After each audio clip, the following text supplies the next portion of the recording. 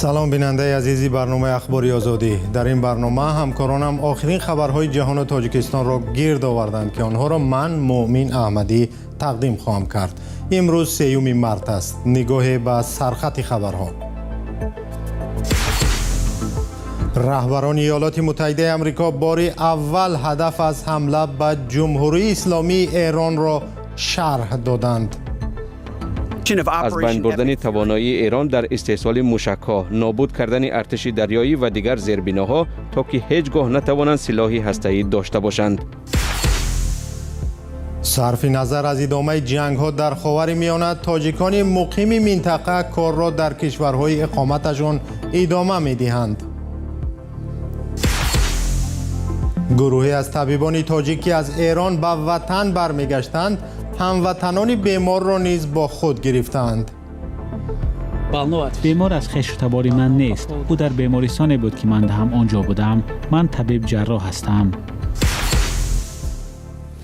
روز دوشنبه برای اولین بار از زمان آغاز عملیات حربی ایالات متحده آمریکا و اسرائیل علیه ایران، مقامات بلندپایه آمریکایی جریان اجرا و هدفهای این عملیات را شرح دادند. از روز 28 فوریه شهر و مناطق ایران شاهد حمله‌های نظامی ایالات متحده آمریکا و اسرائیل میباشند که این کشور را برای پیشبرد برنامه هسته‌ایش انتقاد میکنند.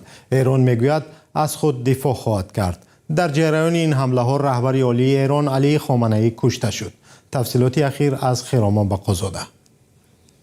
در حالی که تهران حمله‌های موشکی و پهپادی خود را به هدف‌های در سراسر خلیج و خاورمیانه بس نکرده است، ایالات متحده هشدار داد که فشار را از هوا بالای ایران ادامه می‌دهد.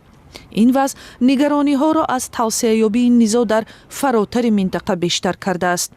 مقامات آمریکایی روز 2 مارس اعلام کردند که 6 سرباز آمریکایی در نتیجه جراحت‌هایی که از آتش جوابی ایران برداشته‌اند جان دادند و 3 هواپیمای جنگی آمریکایی در فضای کویت سرنگون شدند.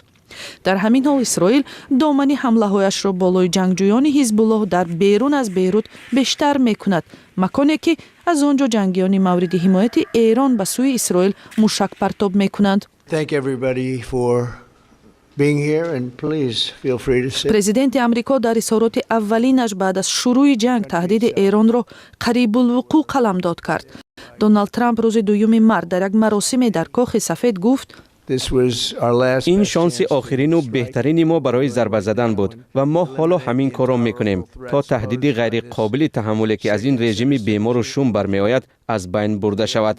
آنها واقعا هم بیمار و شوم هستند. هدفهای ما مشخصند. پیش از همه ما توانایی موشکی ایران را از بین میبریم. خودتان میبینید که این حالت هر ساعت تکرار می شود و آنها قابلیت آفریدن نمونه های نو را دارند. آنها مواد خیلی خوب استحصال میکنند.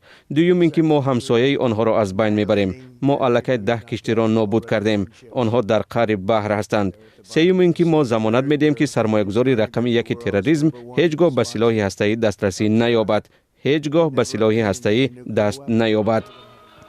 بعدی در نتیجه حمله‌های اسرائیل و آمریکا کشته شدن بسیاری از رهبران بلندپایه ایرانی از جمله رهبر عالی آیت الله علی خامنه‌ای، مقامات کنونی کشور در تلاش معین کردن رهبران نو هستند. علی لاریجانی رئیس شورای عالی امنیت ملی ایران امکان گفتگو با واشنگتن را رد کرد، هرچند ترامپ اشاره نمود که چنین مذاکره امکان پذیر می باشد. لاریجانی در اظهاراتش در شبکه ایکس نوشت: ما با آمریکا مذاکره نمی کنیم و افزود ایران از خود دفاع خواهد کرد. در جریان یک نشست خبری که در فضای پربحث برپا شد، پیت هگست وزیر دفاع یا جنگ آمریکا گفت واشنگتن خود را محدود نمی کند و افزود سربازان آمریکایی در داخل ایران حضور ندارند. هدف عملیات حماسه خشم خیلی مشخص است: از بین بردن توانایی ایران در استحصال موشک‌ها، نابود کردن ارتش دریایی و دیگر زیربناها تا که هیچگاه نتوانند سلاح هسته‌ای داشته باشند. با توسعه یابی این نزاع ایران در تلاش پیدا کردن پشتیبانی‌های دیپلماتی در بیرون از منطقه می باشد. وزیر کارهای خارجی چین وان ای در یک صحبت تلفنی با همتای ایرانیش عباس عراقچی بار دیگر وعده داد که از تهران پشتیبانی می کند. روسیه هم گفت ایران را دستگیری می کند. یک روز پیش از این پرزیدنت ولادیمیر پوتین کشتار خامنه‌ای را محکوم و توسعه عملیات حربی را در منطقه انتقاد نمود.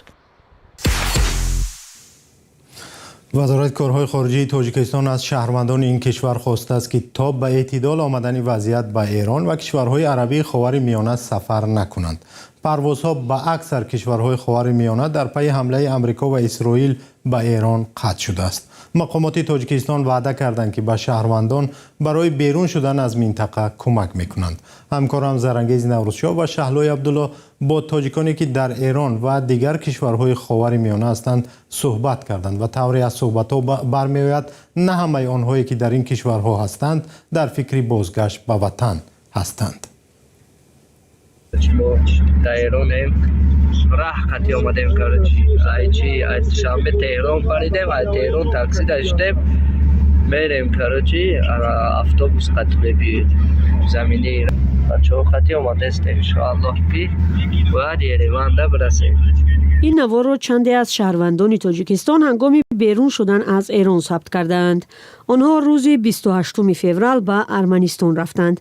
بعد آغاز حمله آمریکا و اسرائیل دهها تاجیکستانی که در ایران بودند این کشور را ترک کرده از راه زمینی به آذربایجان و ارمنستان و ترکمنستان وارد شدند. ماه‌های اخیر تاجیکان برای تجارت و طبابت و جهانگردی به ایران زیاد سفر می‌کردند. سلام، من در دبی قرار داریم در رایون البرشه. وضعیت امروز خیلی خوب است، یگانچه مشاهده نمی شود. مردم هستن ولی خیلی کم در بیرون. فردوس در دبی با تجارت مشغول است. میگوید 2 روز گذشته صدای ترکی شنیده میشد و پی هم پیام و هشدار میگرفتند که از خانه نبراید. دیروز شب یک چند مرتبه ما شنیدیم در بگم شهری در رایون شهرده قرار داشتیم. اونجا یک چند مرتبه امی صدای موشک‌ها میبرآمدند و ساز یعنی همون هشداری هم میدادن که مثلا از خانه نبرید، در جای امن قرار بگیریم. بیشتر یک چند بار هشدارم دادن، ساز خفشینی هم میامدن. ولی دیگه مردم یک کمتر در ترس بودن، یک کمتر پانیک دادن. مردم زیاد به بیرون میبرآمدن، یعنی به همون طرفای باغچه‌ها و به همونجا بسیار رفتن، در بیرون نیستن. اکنون دیروز ما را بسیار کارخانه‌ها تعطیل اعلام کردن، گفتن به کارخانه نبرید. بسیار جاها محکم بودن، کار نمی‌کردن. دیروز همه مردم تعطیل کردن، اما امروز هیچ جب نیست، همه مردم به کار برآمدن. ما امروز در کاریم. خیلی وضعیت خوب است. تجربه دیگر هم هستن اینجا، بسیار هم خوب هستن، همه کسی زیان نزدیک، همه خوب هستن. اما در دیدی همه یک کمک خوف ترس هست شایده میشه. همصحبت ما میگوید حالا نیتی بیرون رفتن از آنجا را ندارد، چون پرواز و راهی خارج شدن هم نیست. یگانه راه این سفر با ماشین به سوی عمان و سعودی است. نگاه میکنیم که ایرپورت‌ها باز میشوند، بعد شاید راهی برآمده شکستیم. الان همه ایرپورت‌ها بسته هستند، یگان سامانیات نمیپرند. در جدول پروازهای فرودگاه دوشنبه هم دیده می شود که پرواز به دبی، کویت و برخی از دیگر کشورهای خاور میانه بیکار شده است. اما هواپیمای سامان ایر نیمه روز 2 مارس از جده به دوشنبه آمده طبق جدول شبانه پروازی بازگشتی انجام داده است. این خط سیر بیشتر برای سفر حج استفاده می شود. اما برخی از زائران تاجیک می گویند در راه بازگشت به مشکل روبرو شدند. یک نماینده شرکت آرمان که زائران را از تاجیکستان به حج عمره می برد گفت آنها از آغاز ناآرامی در کشورهای منطقه هیچ گروه را به عربستان فرستادند. برخی از تاجیکان هم که در اسرائیل کار و زندگی دارند میگویند راه بازگشت بسته و وضع نگران کننده است. اناهی تعدادی خدا خبرنگاری تاجیک که در نزدیکی حیفا زندگی میکند میگوید در این کشور وضعیت کاملا جنگی است. کارخانه‌ها، مدرسه‌ها یعنی دانشگاه‌ها همه جا بستند و طبیعتاً هم آنهایی که دانشجو هستند در دانشگاه‌ها درس می‌خوانند به واسطه آنلاین درس می‌خوانند. دیگر مردم گفته شده است که همیشه خبرها رو دنبال بکنند و وقتی که سیرین زده می شود حتما باید به پناهگاهی که نزد آنها است اونجا بروند و همه منتظر آن هستند که کدام وقت دیگر فرودگاه باز شود و شهروندان خارجی دیگر می توانند پس به کشورهای خود برگردند. وزارت کارهای خارجی تاجیکستان روز 2 مارس به شهروندان توصیه داد که با توجه به وضع فعلی از سفر به کشورهای خاورمیانه خودداری کنند و اگر در این کشورها قرار دارند به جایهای سیر و دم نروند، حجت و واسطه های علاقه خود را همیشه آماده نگه دارند و منتظر خبری رسمی نمایندگی های تاجیکستان باشند.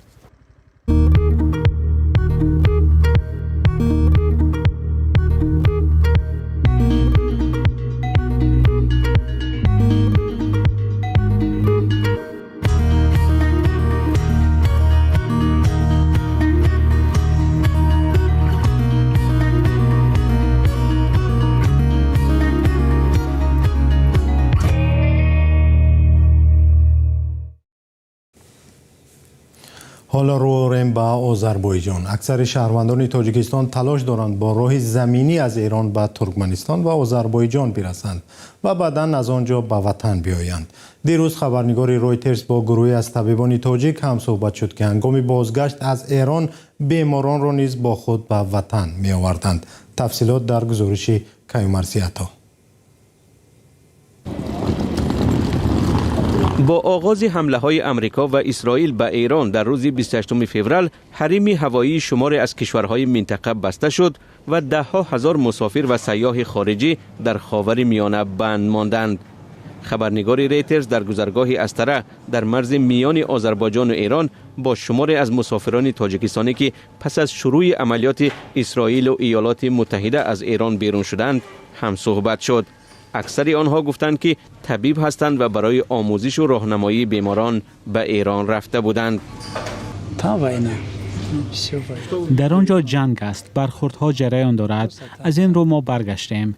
ما همراه یک بیمار هستیم. او سرطان شش دارد. حالا بیمار از گمرک میگذرد. بیمار از خویش و تبار من نیست. او در بیمارستانی بود که من هم آنجا بودم. من طبیب جراح هستم. Нет, не родственник. Просто там в больнице был, а я доктор. Да, хирург. همصحبت دیگر خبرنگار رویترز نیز طبیب از تاجیکستان است.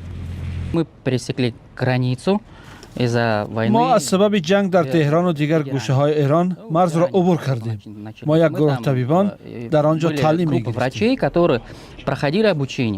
سفارت تاجیکستان در ایران شماره رسمی تاجیکستانی ها را در این کشور 300 نفر حساب کرده است.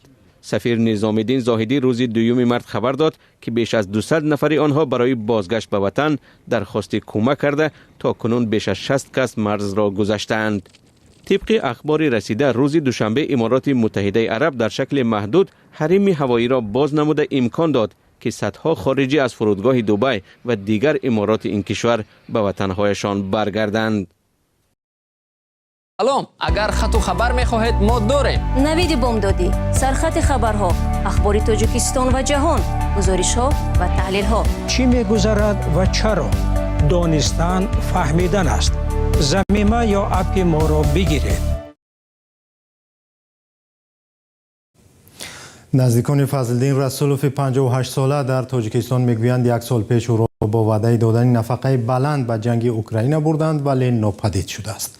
فضل‌الدین رسولوف در خدمات باررسانی شرکت وایلد بریز در مسکو کار میکرده است. او شهروندی تاجیکستان و روسیه داشته است. سنت الله رسولوف پسر او در صحبت با رادیو آزادی گفت که پدرش را ماه مارس سال گذشته از مسکو به قزان دعوت کردند. به گفته او گویا به فضل‌الدین رسولوف وعده شده است که 3 ماه در ماریوپل در ساختمان کار میکند و بعدا برایش نفقه خوب معین خواهند کرد.